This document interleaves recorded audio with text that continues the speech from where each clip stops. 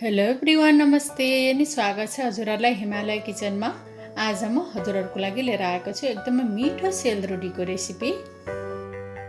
र एकदमै मिठो राम्रो नरम सेलरोटी कसरी बनाउने भनेर म हजुरहरूलाई देखाउँदैछु। यसको लागि मैले यहाँ 6 कप चामललाई यसरी भिजाएको छु। मैले यसलाई 12 घण्टा भिजाएको हुँ। मैले चाहिँ राइस कुकरको कपबाट यसलाई नापेर 6 कप लिएको छु यहाँ। अब पहिला म यसको पानी तराउँछु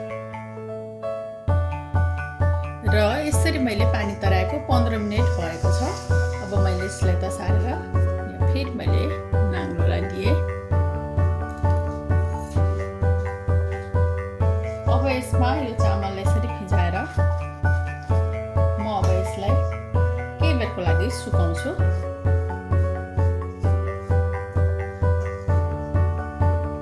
हुन त यसलाई नसुकाइकन डाइरेक्ट हामीले पिसेर पनि बनाउन सक्छौँ। आफूलाई कसरी सजिलो लाग्छ त्यसै गरी बनाउँदा हुन्छ।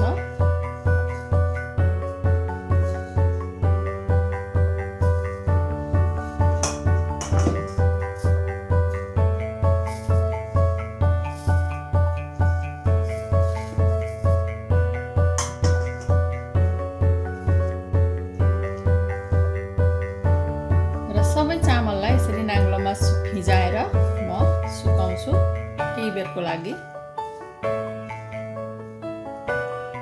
एकदमै धेरै ड्राई हुने गरी सुकाउनु पर्दैन। यसलाई पनि हल्का पानी उबाउने गरेर सुकाउनु पर्छ।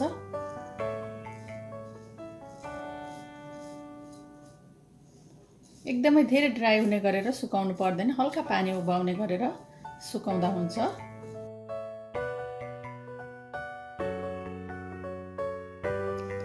ल अब चामल चाहिँ मैले यतिको सुकाएको छु। यो एकदमै धेरै ड्राई चाहिँ हुनु पर्दैन। र अब चाहिँ यसलाई म पिस्छु।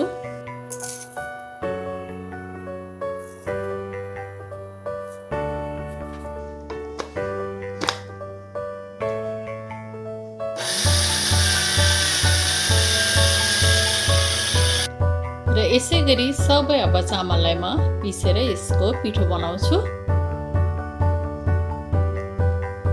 ल अब मैले सबै पिठोहरूलाई पिसेर यहाँ लिएको छु। हामीले यसरी चामलको पिठो बनाउँदा चाहिँ खस्रो र मसिनो हुने गरेर पिस्नुपर्छ। एकचोटि खस्रो हामीले बनायौँ भने अर्कोचोटि मसिनो गरेर पिसेर बनाउनु पर्छ। र अब यसमा मैले राखेँ 3 चम्चा जति घिउ। मैले यहाँ लगभग 3 ठुलो चम्चा लिएको छु। 1/4 चम्चा दालचिनी र सुकमेलको धुलोलाई मैले लिएको छु कुटेर। यो चाहिँ अप्सनल हो, नराख्दा पनि हुन्छ यदि आफूलाई मन पर्दैन राख्नु भने। त्यसै गरी म राख्दैछु 4 ठुलो चम्चा जति चिनी। चिनी आफ्नो स्वाद अनुसार हामीले राख्न सक्छौँ। र अब यो यति राखिसकेपछि यसलाई एकदमै राम्ररी मिक्स गर्नुपर्छ। यति बेला हामीले यो पिठोलाई एकदम राम्ररी यसरी माड्यौँ भने सेल नरम अनि मिठो बन्छ।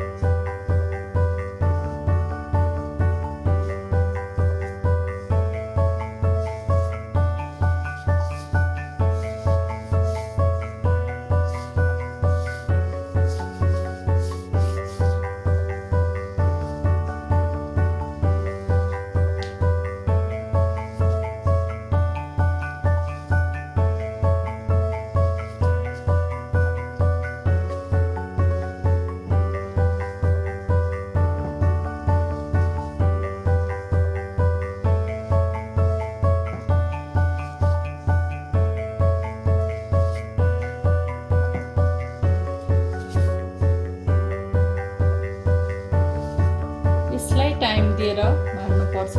एकदमै राम्रो जति हामीले धेरै बेर यसलाई यसरी मिच्न सक्यौँ त्यति नै मिठो र नरम सेल बन्छ।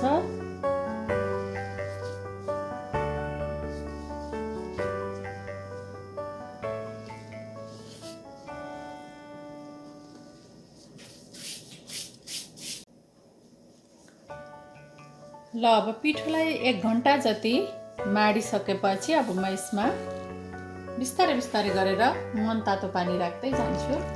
एकैचोटि चाहिँ राख्नु हुँदैन, हामीले पानी राख्दै यसलाई फेरि यसरी मुस्दै जानुपर्छ।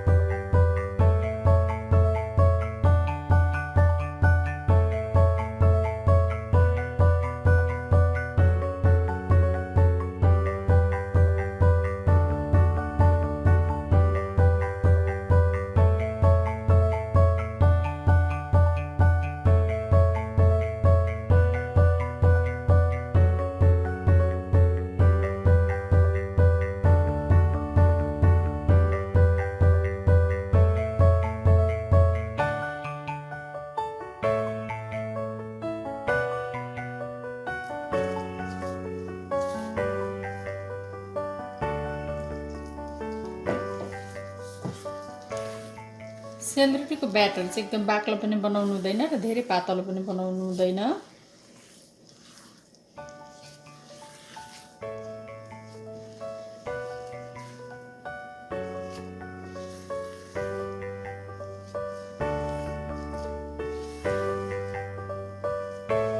अब यतिको भएपछि यसलाई छोपेर 4-5 घण्टाको लागि राख्छु म। यसलाई यसरी छोपेर राख्यो भने राम्रो नरम सेल बन्छ। तुरुन्त पकाल्नुभन्दा केही बेर राखेर अनि पकाउँदा राम्रो हुन्छ।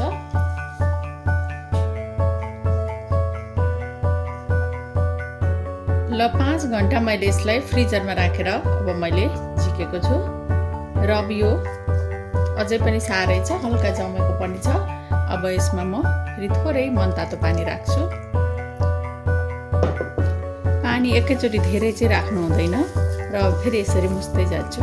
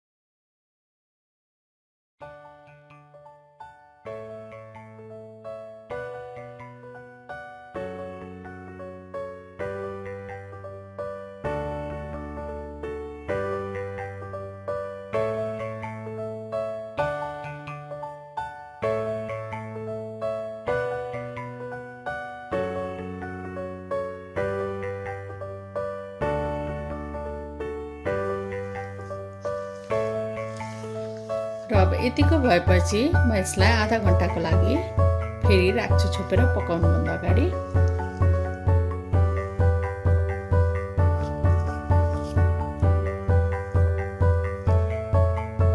सेल पकाउनको लागि मैले यहाँ ताईमा चाहिँ तेल र घिउ मिसाएर तताएको छु र मैले सेल बनाउनको लागि यस्तो बटरलाई काटेर लिएको छु। यसरी बनाउँदा चाहिँ एकदम सजिलो हुन्छ, सजिलैसँग बनाउन सकिन्छ। अब म यो बोतलमा पिठोलाई भरेर यसरी बिस्तारै राख्छु।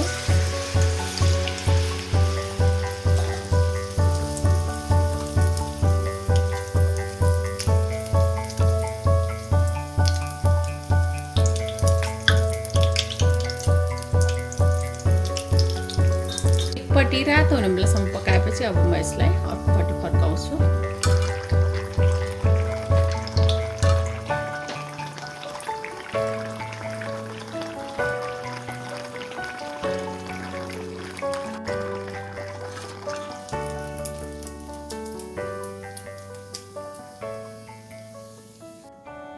अब म अर्को सेल पनि हाल्दैछु।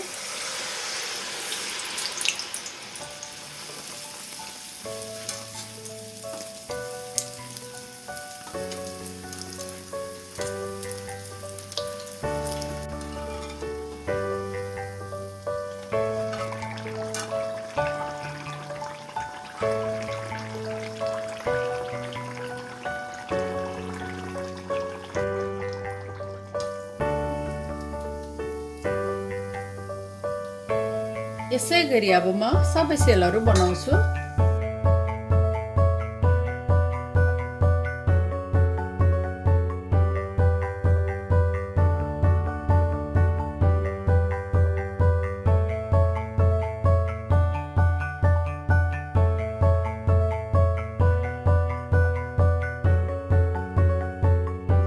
एकदमै पिठो, हेर्दा पनि एकदम राम्रो काँडेदार सेलरोटी, एकदम काँडेदार बनेको छ सेलरोटी